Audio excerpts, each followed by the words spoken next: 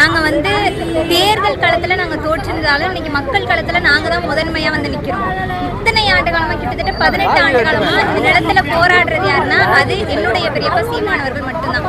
இதை நம்ம வந்து கண்ணெதிரே பார்க்கலாம். இப்போ நாங்கள் நாம் தமிழர் கட்சி மட்டும் தான் இங்கே குரல் எழுப்புறோமே தவிர இந்த நிலத்துல இன்னைக்கு ஜெயிச்சிருக்கிற தாவேக்கா எந்த விதமான குரலும் எழுப்பலை.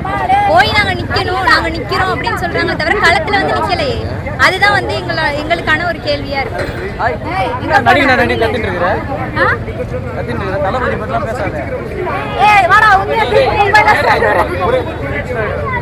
இல்ல இல்ல முழுக்க முழுக்க நம்ம பார்க்கலாம் அவங்க எப்படி தற்குறித்தனமா இருக்கிறாங்க.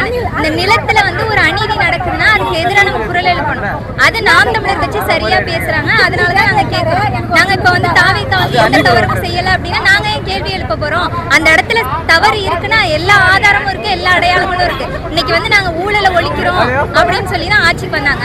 ஆனா இன்னைக்கு வழக்கறிஞர் நியமனத்துல கிட்டத்தட்ட 100 கோடிக்கு மேலேயே ஊழல் செஞ்சிருக்கிறதா சொல்றாங்க. யாருன்னா அவங்க கட்சியினுடைய வழக்கறிஞர் இருக்கக்கூடிய ஒரு வழக்கறிஞரை வந்து கொடுத்திருக்காங்க. அப்ப இதுலயே தெரியல அவங்க வந்து எந்த அளவுக்கு ஊழல்வாதிகள் அப்படின்னு நம்ம வந்து சொல்லலாம். வெளியில வருவாரு. அடுத்த கட்ட போராட்டங்கள்லாம் எப்போ இதுவாகும்? உறுதியா வருவாரு. நாங்க அதுக்கு முன்னாடி நாங்களே வந்து நிக்கிறோம். ஏன்னா சீமான் என்பவர் மட்டும் இங்க வந்து அவர் வந்தாதான் இந்த களம் இப்படி இருக்கும், நாம் தமிழர் கட்சி வந்து இதாகும் அப்படிலாம் இல்லை. நாம் தமிழர் கட்சியில இருக்கக்கூடிய ஒவ்வொருத்தருமே சீமான் தான். அந்த அளவுக்கு என்னுடைய பெரியப்பா சீமானவர்கள் எல்லாருமே உருவாக்கி வச்சிருக்காரு. அதனால எங்களுக்கு வந்து நாங்க ஒருபோதும் நாங்க சோர்வடைய மாட்டோம். இந்த களத்துல சீமானவர்கள் இல்லைனாலும் நாங்க நின்று இந்த அளவுக்கு போராட்டம் பண்ணியிருக்கிறது நாங்க மட்டும்தான். அது நாங்க என்றைக்குமே சோர்வடைய மாட்டோம். தோல்விக்கான காரணம் என்னன்னு நினைக்கிறீங்க?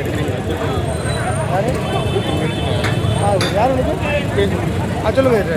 தோல்விக்கான காரணம் என்னன்னு நினைக்கிறீங்க? தோல்வி நாங்க வந்து தோல்வி அடையலைன்னு தான் நாங்க சொல்லுவோம். நாங்க தோத்து போல, மக்கள் தான் தோத்து போயிருக்காங்க. இந்த நிலத்துல வந்து இத்தனை கட்சிகள் இருக்கிறாங்க. ஆனா நாம் தமிழர் கட்சி மட்டும்தான் உண்மையும் நேர்மையுமா இந்த களத்துல இருந்து போராடிட்டு இருக்காங்க. அதனால நாங்க வந்து தோற்றதை நாங்க கருத மாட்டோம். முழுக்க முழுக்க இது மக்களுடைய தோல்வி தான். எங்களை தேர்ந்தெடுக்காம அவங்க கைவிட்டுட்டாங்க, அவ்வளவுதான்.